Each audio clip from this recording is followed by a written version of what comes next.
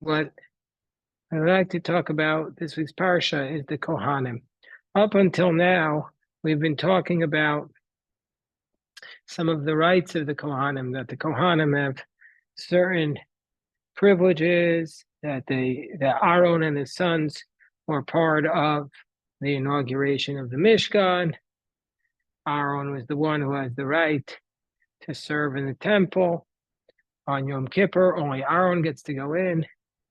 But now, this week's portion, we are going to see some of the limitations of the Kohanim. And this is, very real, that the Kohen, with his extra responsibility, is going to come some limitations, which a lot of people today, a lot of Kohanim struggle with this. And my rabbinate had to deal with this question many times about a Kohen who feels the limitations of his kahuna because he doesn't necessarily notice any of the benefits. Like, for example, nobody's coming to him for his medical advice to heal the tzarat. He's not serving in the Beis Hamikdash. Nobody's giving him their truma or their meiser. Nobody's giving him their tithes. But then, all of a sudden, when it comes time to get married, he has severe limitations, especially as he gets older. It's very hard for a Kohen to get married. Male Kohen, as you'll see, he can't marry a woman who is divorced. It's doubtful that he can marry a woman who was not a Orthodox Jew, because if she dated non-Jews seriously, then it's going to place her in a category that he possibly can't marry her. There's a lot of limitations on the Kohen, which are spelled out in this week's portion. So it's difficult for him to attend funerals, except for from a very distinct group. There are certain professions that become very problematic for the Kohen, like a rabbi, like perhaps a doctor. So these are some of the topics that are discussed in our portion this week. So let's begin with the first pasuk of Leviticus chapter 21. We'll do the Rashi, we'll do the Gemara on the first verse, and we'll do some of the very insightful Hasidic commentaries. So says the pasuk, Vayomer Hashem al Moshe, God says to Moshe, Emor al Kohanim b'nei Aaron, say to the Kohanim, who are the sons of Aaron, Amarta aleim, and you shall say to them, Nefesh lo yitama b'yamav. To a nefesh, to a soul, you shall not become tameh amongst his people. Let's first look at the Rashi, what this means, but let me just first explain what it means, and then we'll look at the Rashi. And it literally means that the Kohen is not allowed to come in contact with a dead body, with a dead human being. He's prohibited to do that. So he can't touch the dead body. He can't come within almost 6 feet of the dead body. This is something that Kohen is not allowed to do. The Torah doesn't tell us why. The Torah never tells us why, but he just says that he can't do it. Let's look what Rashi says. Emor v'amarta, and I want you to remember this, Rashi, because we'll come back to it, because the Hasidic masters have a lot to say about these seemingly innocuous words. Emor v'amarta, v'hazir gedolim al ketanim, to warn the gedolim about the ketanim. What this means what this most likely means is that the adults, gedolim, are warned about the ketanim, the minors, meaning to say that normally the mitzvot are required to be performed by those who are of the age of bar mitzvah. But in this case, there's a special extra commandment from the Torah, and it also applies to the minors. That if there is a minor who's a Kohen, he also is not allowed to attend a funeral. So let's say, for example, I'll give you a perfect example. Let's say there's a synagogue which has a nursery in it. So a lot of synagogues have nurseries in it, right? So then the synagogue has a funeral in it. So if they bring the dead body, they bring the body into the synagogue for the funeral, and it's quite possible that little children, 2-year-old boys, have to leave the synagogue. They can't be in the building during the funeral because they're a Kohen. And so therefore they're not allowed to be in there because that's what this Rashi is saying. And let me just hold on. Give me 1 second. I want to bring the text of the Talmud here. Hold on 1 second. Stay with me. Don't go anywhere.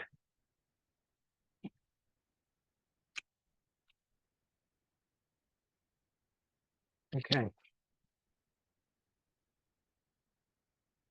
So this is I just got the text of the Talmud here to cite it for you from the Talmud itself. It's from Yevamos 114a. Yevamos says the following. Hold on. Hold on 1 second. Here we go. Citing it. Here we go. It says the following. The Gemara says the Brisa that if it's the minor says Tashma, it says in this source, it says Emor, say to the Kohanim v'amarta. And then it says the word twice. Emor means to say, and then it says a double expression of v'amarta, you shall say. So why does it say this word say twice? Ahazir gedolim al katanim, to teach the adults that they have to be careful to make sure that the minors are not in violation of these prohibitions.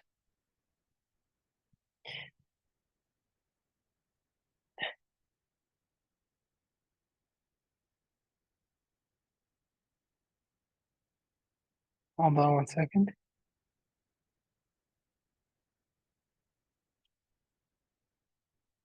So the Rosh says it's derived from the fact it says El. It doesn't say El B'nei HaKohen El Emor Al Aron U'B'nei HaKohanim. It says El HaKohanim B'nei Aron. That there's an extra emphasis on the child.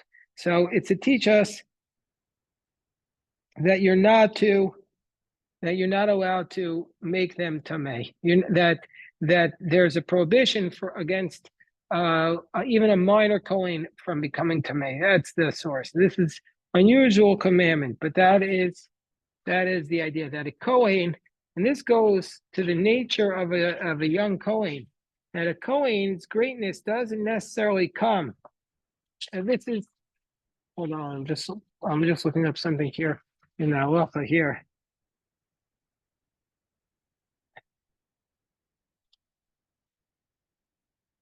Here. So this is what the Shulchan Aruch says. In the Rambam writes this, and the Ramah writes this. Kishem she'asar l'kohen l'tamos l'meisim, kach asar l'tamos hakatanim. He says, just like it's prohibited for a male Kohen to be an adult to come in contact with a dead body, so too it's prohibited for a minor child. The commentaries say, the Ramah says this, that means you're not required to drag him away, but you're not allowed to press it upon him. But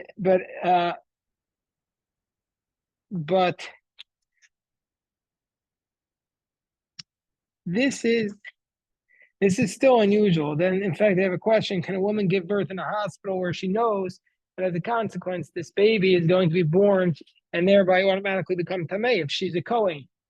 If her son is going to be a Kohen. So that's the question that arises amongst the commentators. But the basic point is, why is this even a question? The reason why this is even a question is because the Kohen's greatness, and this is something that's really in contrast to what American society believes, and this goes against a lot of the way many of us were raised. The Kohen's greatness does not necessarily come from anything that he has done or deserving of. The Kohen's greatness his specialness comes from just the way he's born. that he's born with this kahuna, and he's born with a special increased level of connection to Aaron, which is a connection to God. God says he'll bless the people through the Kohanim. And so therefore there's this limitation on the Kohen. There's this extra sanctity, but there's also this limitation on him. And since the holiness comes not from anything he's done, it's from his birth. And so therefore it also applies to the baby Kohen. And that's the idea of Hazir HaGadolim Al Katanim, to warn the adult Kohanim about the younger Kohanim. There's a lot to say about this, but first I want to complete the verse. I'm going to go back, and then after I complete the verse, come back to this phrase, because I want to just make sure we know the entire verse. Hold on one second. I see we have a Geschmack question. Hold on. So the question was asked, like, why is it prohibited for the child who's a Kohen to come in contact with the dead body, even though he's a child? So, I didn't find an exact answer to the question about a Kohen, but if we look at the Gemara in Yevamos, it also tells us that you're not allowed to directly feed a baby non-kosher food. Even though a baby is not commanded in the commandments, you're not allowed to give the baby the non-kosher food. So the Trumas Hadeshin says, what's the reason why the Torah prohibits you to feed the minor? Is because we don't want him to get used to eating this non-kosher food. So when he gets older, he's going to get used to it. Let's say his favorite food as he's growing up is McDonald's. You're giving this kid the McDonald's. And then when he's 3 and he's 4, he's going to keep eating it. And when he's 11, and then he's 13, it's going to be much harder for him to step away from the McDonald's.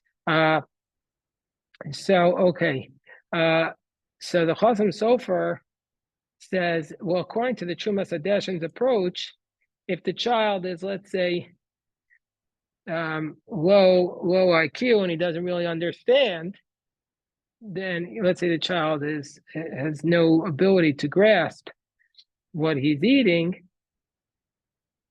then it shouldn't be prohibited because he'll never know. This is unfortunately relevant, like sometimes, less so today, but sometimes children need to be institutionalized. The parents can't care for them.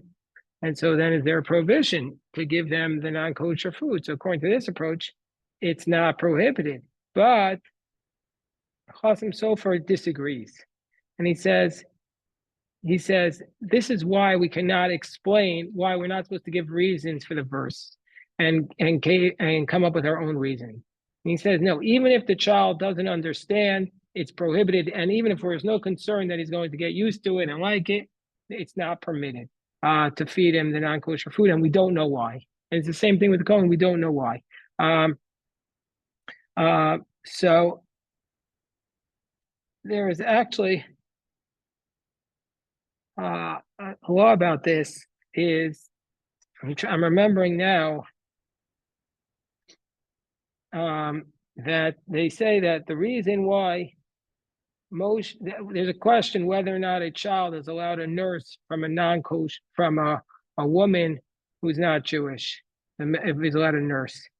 And one of the reasons Moshe Rabbeinu refused to nurse when he was a baby from women who weren't Jewish, because it said the mouth who was eventually going to talk to God, is he going to nurse from a non-Jewish woman? And so the question, and so therefore, for that reason, we also don't, even today, the custom is that you have to have a Jewish wet nurse. Mostly today, we don't really have wet nurses, but I'm saying in those days. Then the question became, well, not only Moshe Rabbeinu talked to God. Nobody else is talking to God. They say, no, you never know the potential of this baby. If you see this baby as the next Aaron, the priest, Aaron, the Kohen Gadol, that's the way you look at this baby. And how are you going to bring this baby to funerals? Aaron would never go. You have to raise him with this incredible level of purity. And so therefore, for that reason, that's another reason that we view the potential of what this baby is going to be. but it doesn't explain why it's specifically this mitzvah of kosher food. Kosher food we understand because we don't want to get used to it. But why the Kohen? So that's why I said my theory, which is that we want that we view the Kohen as something from birth because it's not based upon merit. It's based upon where he comes from. Let me just pause for a second. I see there's some more questions. So one of the questions that was raised here is a woman who is married to a Kohen and she's about to give birth. Can she give birth in a place where the child would then become tamei? Now the way tamei is in a building, an ohel, a building which has a Jewish body in it, and he'll become ohel mate, he'll become tamei from the mace. So this is something that's discussed amongst the commentaries. So first, let's go with the early Achronim. We'll see what they say, and then the modern discussion. First, we talked about, it's always a question whether a woman who's married, who's pregnant, can go and she's married to a Kohen, can she go to the funeral? Can she go to a cemetery? This prohibition against Kohanim becoming Tamei is for male Kohanim, Bnei Aaron and not Benos Aaron, Rashi says. The sons of the Aaron and not the daughters. So can she go to a cemetery? So the Shach, 16th century or 17th century, Shach writes in the name of the Rokeach is 13th century, the Rebbe Lezer of Worms, that the wife of a Kohen who's pregnant, she's allowed to go into a building with a dead body. And we don't have to be concerned, he says, we don't have to be concerned that maybe she'll have a male and that maybe she'll give birth, that maybe she's carrying a boy, and then she's thereby making the fetus tamei with her hands, because it's what the Shach calls a svek, a double doubt. One doubt is maybe she's not going to actually, in those days, not all the baby, most of the babies were not necessarily viable, and even if it'll be viable, maybe it'll be a female. So he calls it a double doubt, a svek, and so therefore he allows her to go to, let's say, to go into a room with a dead body. The Magen Avram questions this because he says there's another reason why it should be allowed, because basically the baby's enclosed within her. So why is it a concern? And so that's why their discussion. But if she's pregnant, the Shach says it's not an issue, she's allowed. Okay, but what about the case that we were talking about here? Can she give birth? A lot of hospitals have morgues in them, and in these morgues are dead bodies, and there could be a dead body of a Jew, and that would be what's called they transmit tumah through the OL. So okay, and in Israel they probably have figured this out with the morgues, because they have a lot of Kohanim there. But let's say you're in a place with a large amount of Jews, and there's let's say Brooklyn or New York City, so there's likelihood that there's a dead body there in the morgue. So what's the story here? And this is a question that's discussed.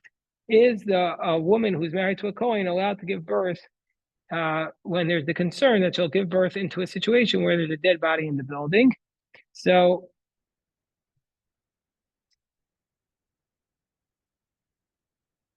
first of all, the source I'm reading says directly, not everybody agrees with this, but he says directly, he says the tumah, the ritual impurity of the dead body, goes from one room to another room within the same building, as long as there's an opening of a handbreadth. And so therefore nowadays a Kohen is prohibited to enter into a hospital where there's the concern of a dead body. So straight away, he says straight out, it's prohibited to go into a building like a hospital where there's a morgue for a Kohen. But he says there are some hospitals that, hold on. Okay, let me just deal with what he says, and I'll try to address those questions. Let me just read what he says, and I'll try to address any questions. So he says, but there are some hospitals that, the rabbis have worked through them, and those are okay. They have hashgacha, fine. We're not dealing with that. We're talking about where we don't know. So what about this situation? So from our Gemara, from our Rashi, it says you're not allowed to that a child Kohen is not allowed to become tamei, and this is a biblical prohibition. And the Shulchan Aruch rules that you're not allowed to feed a minor non-kosher food directly. And so therefore, at first glance, it will be prohibited for a woman who's married to a Kohen to go to the hospital where she thinks she might be giving birth in a place where there's dead bodies there, and that way the baby will become tamei. However, the Mishnah Berurah writes, Mishnah Berurah, the Chafetz Chaim, he writes that a woman who's married to a Kohen who's pregnant is allowed to go to the cemetery, even if she's like in her last trimester, and that's the idea that we said before, that this is what's called a double doubt, a sfek sveka. Maybe she won't give birth to a loving baby, and maybe if she does, maybe it'll be a female. So someone to say, well, that allowance is only when she's not about to give birth, but to give birth, this double doubt doesn't apply. That's what someone will say. And also there's another issue. Nowadays, a lot of people know the gender of the baby in advance. They have the test and they know, is this a boy or a girl? And you could easily find out. You could easily find out in most cases whether it's a boy or a girl. And so nowadays, if you know for sure, then how are you able to do it? So that's why someone to say, the Avnei Meluim says, you have to be careful not to do it. However, some say no, it's not prohibited. That the prohibition, this is the allowance, this is the heter, that the prohibition of making a minor Kohen tamei is only on the male Kohen, only on the Kohen himself. And so therefore he himself is warned not to make the offspring tamei. But it doesn't apply to his wife. But most people disagree with that. And so therefore, anyway, I really, in my life, never heard of people being strict about this. Usually they just go wherever the best doctor is, because nobody wants to mess around with pregnancy and take chances. And you have to get the best doctor and wherever the woman feels comfortable. But I'm just saying that this is something that some poskim say to be strict. In Israel, I'm sure that the hospitals there, they worked it all out, that they're not giving birth next to dead bodies in the same building. But in America, I guess in America also, a lot of the Hasidim, who would be the ones who are most careful about this, they give birth in these major hospitals. They go into Mount Sinai there's morgues in those buildings. So I don't know. This is out there. Yes. April, you had a question? Since I've been spending the whole time just on the first Rashi, on the portion, Emor to warn the adults about the minors. I wanted to share with you that the Hasidim take this whole discussion in a different direction. We had said that the Talmudists had said it refers to the idea that you're not allowed to make your child who's a Kohen tamei. But the Hasidim don't dispute that, but they also give a much deeper, more spiritual reading about it. So first we go to Rabbi Elimelech. Rabbi Elimelech says, what does it mean? What does that mean?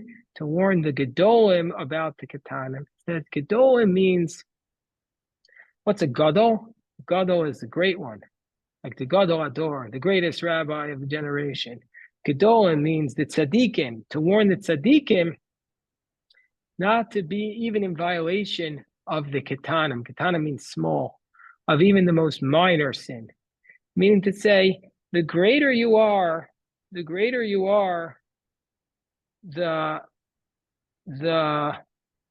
higher responsibility you have, and how you have to be even careful about the most minor sin. Let's say, for example, there's a great, let's say you're hanging out with your buddies and one of your buddies uses some dirty language, you're like, okay, right, that's not the way I speak, but whatever. You just shrug your shoulders, and you're probably not gonna think twice about it in an hour. But can you imagine you hear a rabbi talk like that? You like, or not only just a rabbi, like the Gadol Ador, you hear that, you'd be like horrified, horrified. So the what Rabbi Elimelech says is, if you have a white silk garment and then you have a little stain, little drop of like uh, schmutz on it, all of a sudden, all of a sudden, the all of a sudden, the whole garment is ruined. Meaning to say, in the light of the day, even a small stain is going to be overwhelming, and so therefore, that's what it means. The Hazir Agadolim, that the tzaddikim are warned not to even violate minor sins. This is why Moshe Rabbeinu is punished even for his most. That's why Moshe Rabbeinu is punished even for sins that many of us commit every single day. Like he lost his temper. That's what one theory is. So for that he was punished. But how many of us have lost our temper today? How many of us have lost our temper this week? And I'm not saying you have, but I'm just talking to myself. So we see from here that that's what it means. Lahazir Gedolim al Katan. That's the first theory. I see Kayla asked the question. Oh, so why can't you? So no, Kayla asked, why can't we just use a mikvah to refresh the status? No, that won't work. The only way, first of all, two reasons why it won't work. Kohen is not allowed to come. There's a prohibition to come in contact with the dead, even if he'll eventually become tahor. You can't say, okay, like I'll park here and then I'll pay my parking ticket. No, you can't do that for your Kohen. He's in violation of the prohibition. Second of all, the Kohen cannot become tahor just by going into the mikvah. The way the Kohen will become tahor, the way you come and purify from a dead body, is by sprinkling the ashes of the red heifer. There are only 7, we learned in today's Daf Yomi, that Rashi says there are only 7 red heifers between the time of the first destruction and the second destruction. There were 9 in history. Okay, right now there are in Shiloh, they have 5 red heifers growing there, but we haven't yet slaughtered any of them. My son told me that I went with my son to see these red heifers in March, and he told me that his yeshiva went to see them last week. He didn't go because he already went. And he said that, I said, how did they like it? He said, well, half the boys didn't go in because when they got there, they were told they had to pay 20 shekel, $5. So half of them didn't want to pay. So they lost it. Hold on one second. Hold on one second. Somebody's out our door.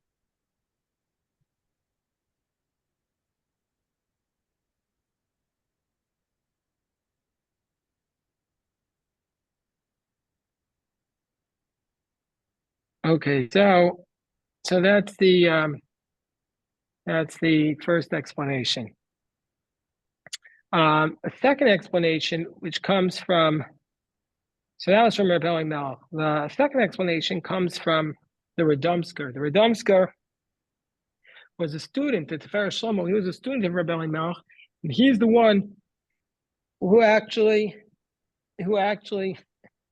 encouraged everybody, because he said after Rabbi Elimelech died, he got a dream that Rabbi Elimelech said, whoever comes to my grave on my yard site will be automatically go straight into heaven. That's why a lot of people go to Rabbi Elimelech's grave on his yard site. Chafal Fadar. So the Tiferes Shlomo had another dream here. He says the Baal Shem Tov, the founder of Hasidus, said, what does it mean? It means Lahazir Gedolim al Ktanim means to say that the Gedolim, i.e. the greatest tzaddikim, they were warned to bring along with them the Ketanim. Lahazir Gedolim, the tzaddikim need to elevate the Ketanim.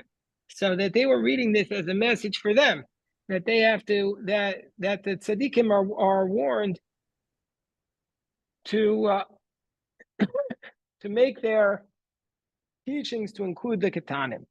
Another similar explanation is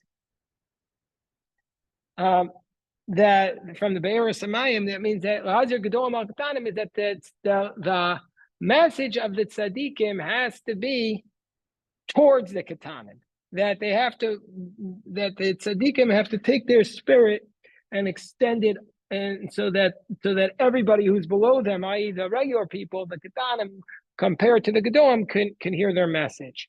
And similarly, some say Lahazir Gedolim Al Katanim means that the Gedolim have to make their primary mission is to educate the Katanim, the little children who are attending school.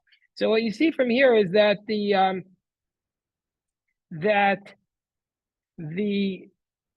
Hasidim with these teachings took this phrase, which is not so relatable,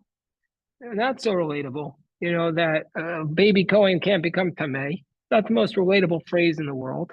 It's a little esoteric. You might say, how is it relevant to my life? And what they did was they showed through a different interpretation how it's relevant. They said that you have to teach the minors, you have to work on yourselves, work on your sins, even the most minor sin, make sure. And they basically reinterpret this phrase to make it relevant. Another explanation I saw comes from the Porachas Alta Nitza, and he says, what does it mean, Emor v'amarta?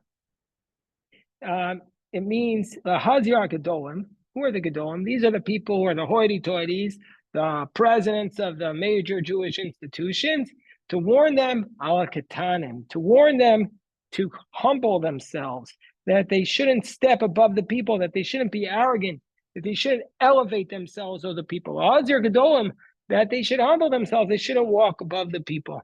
This is another example of this idea. So that's those are some of the phrases of how of just this one Rashi, Hazir Gedolim Al Katanim. We didn't get very far today. Let me just say another idea about Emor Al Kohanim B'nei Aaron. I'll do one more, and then somebody has just actually shown up at our yeshiva to talk to me. So I'll stop in a moment. But I want to quote the Rebbe Rabunam. He says, so he says as follows.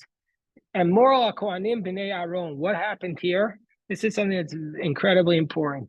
So it says the Rebbe Rabunim, Melamed sheheru HaKadosh Baruch Hu Moshe dor v'shovtav, dor v'manhigav. The Midrash says that God showed Moshe Rabbeinu each generation's ruler, and that each generation has their own ruler.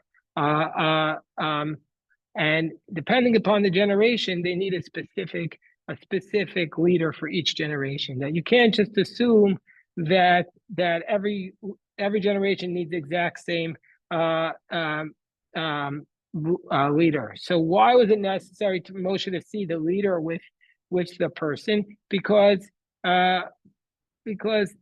he each leader is, you can't have a leader that's not appropriate for the right generation. And just like, each community is entitled to the rabbi they think will be the most fit for them, most appropriate. You can't have a bad fit, or else it's not going to work. And that's what he learns out from the phrase "Emor Kohanim b'nei Aaron." That each generation had a specific Kohen for each community.